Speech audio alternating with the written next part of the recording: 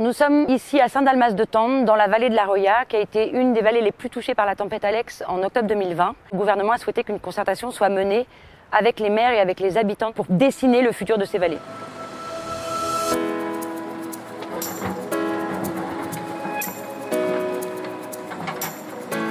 Vous l'avez vu, les dégâts sont majeurs dans ces trois vallées.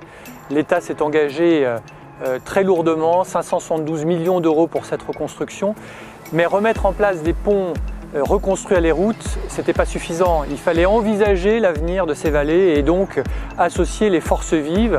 Et finalement, quand on réfléchit bien, les habitants ont été les premiers traumatisés, les premiers touchés, donc il était essentiel de leur donner la parole. Aujourd'hui, on est là pour assister au premier atelier avec les habitants. Donc 50 habitants ont été tirés au sort pour participer à cet atelier qui doit permettre d'identifier des projets d'attractivité et de développement pour la vallée de la Roya.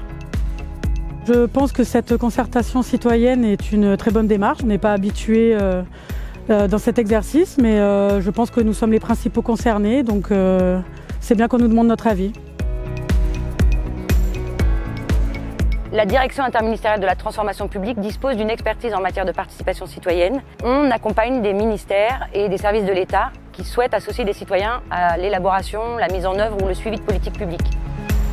Les ateliers avec les maires consistent à leur permettre d'identifier des axes un peu structurants pour leur vallée, Tinée, Vésubie et Roya. Pour les habitants, nous avons opté pour deux dispositifs, une plateforme de consultation en ligne et puis un appel à projet. Alors aujourd'hui, on a déjà plus de 1000 participants sur cette plateforme.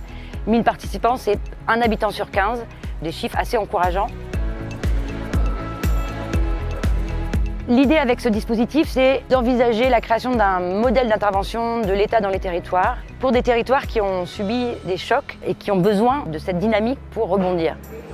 Si notre expérience de ça peut aider à développer une autre manière de voir les choses, je pense qu'on aura réussi quelque chose.